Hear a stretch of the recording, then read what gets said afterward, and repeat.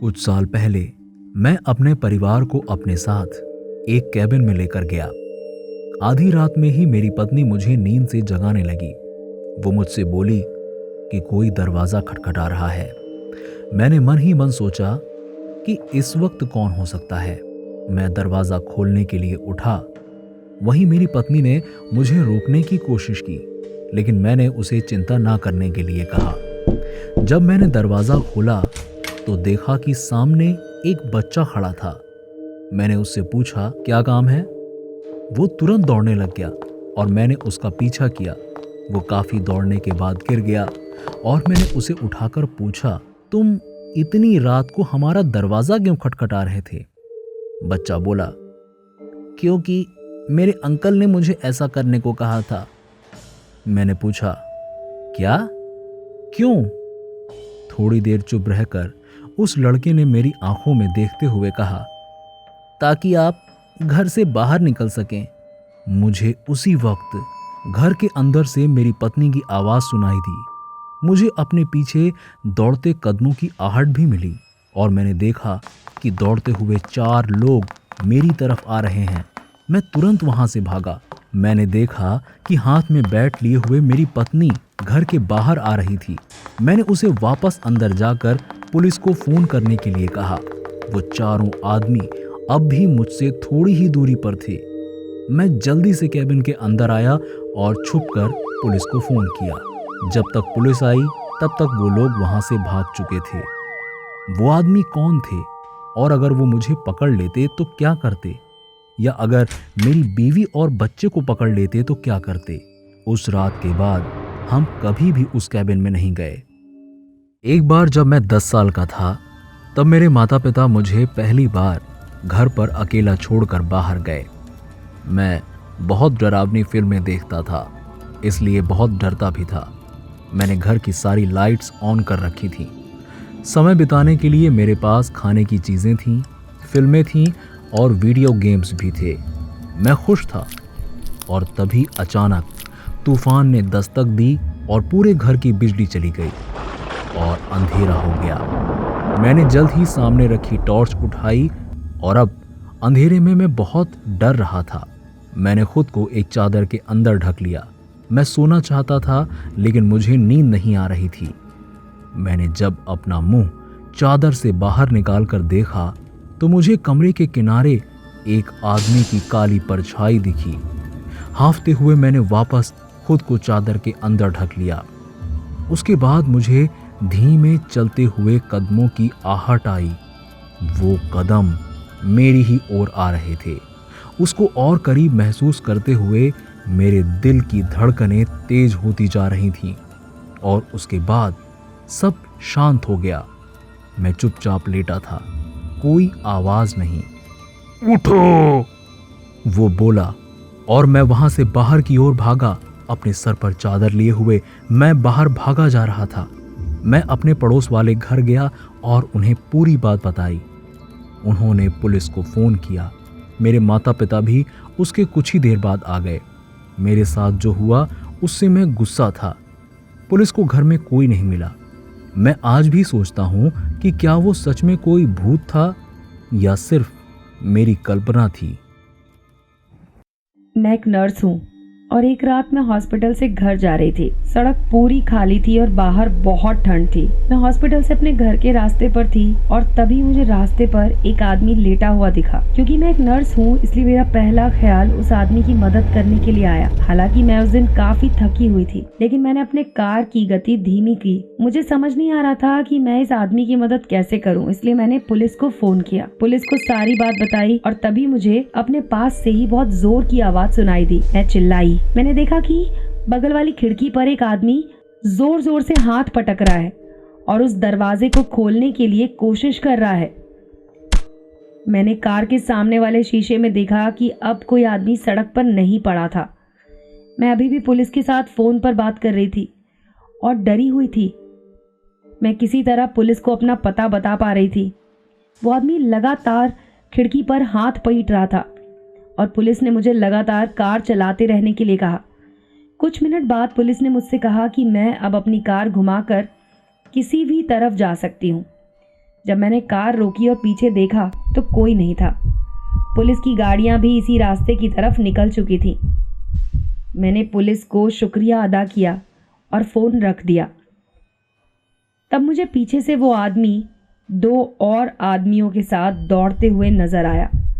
मुझे लगा कि अब भी वो मुझे मारकर मेरे घर में घुसना चाहता है, लेकिन वो आराम से चलते हुए आगे निकल गया। मुझे नहीं पता चला कि आखिर वो चाहता क्या था, या फिर ये कहना चाहूंगी कि हमेशा हमेशा आप भी अपनी कार का दरवाज़ा लॉक करके रखें।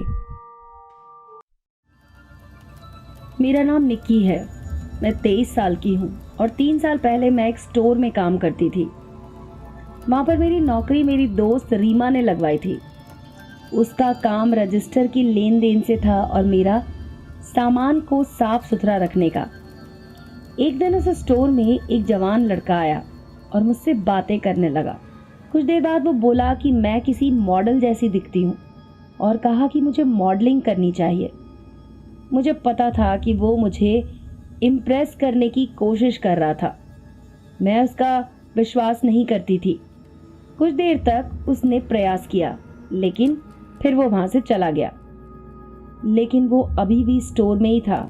मैंने उसे रीमा से बात करते हुए देखा। रीमा उसको मेरी तरह साफ जवाब नहीं दे पा रही थी, बल्कि उसकी बातों में वो फंस गई। उस दिन काम खत्म करने के बाद रीमा मुझसे बोली कि वो लड़का उसे मॉडल बनाने के लिए मदद करेगा और वो जल्द ही एक मॉडल बन जाएगी।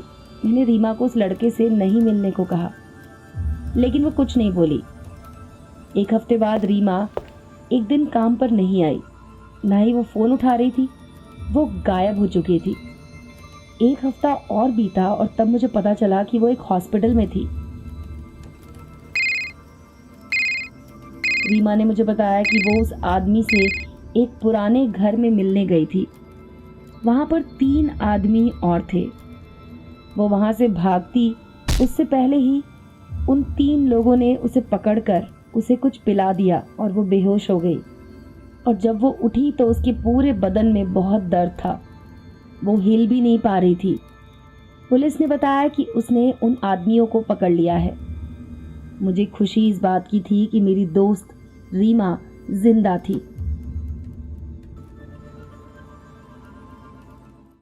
एक दिन मैं, मेरी माँ और मेरी छोटी बहन प्राची एक जगह शॉपिंग कर रहे थे।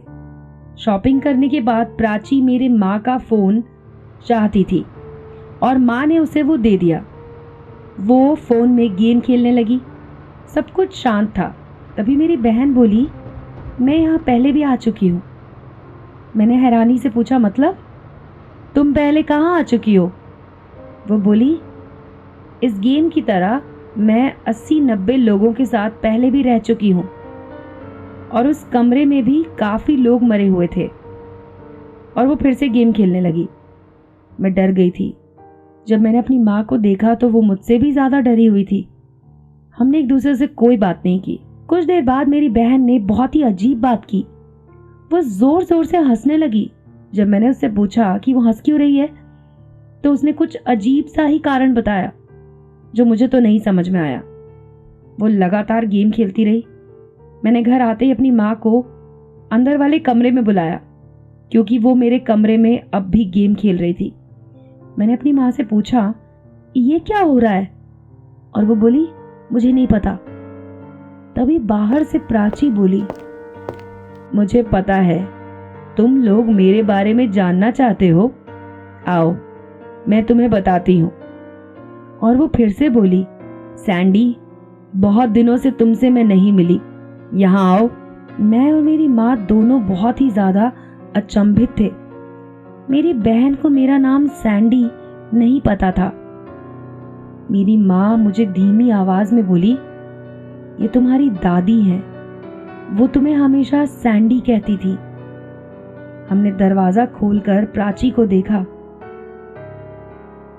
वो अपनी कहानी बताने के लिए वही ज़मीन पर बैठ गई और बोली, हम लोग एक नाव में थे और मैं उससे कूद गई थी और उसके बाद मेरी बहन वापस ठीक हो गई। वो काफ़ी हैरान थी। वो बोली, हम लोग इतनी जल्दी घर कैसे आ गए?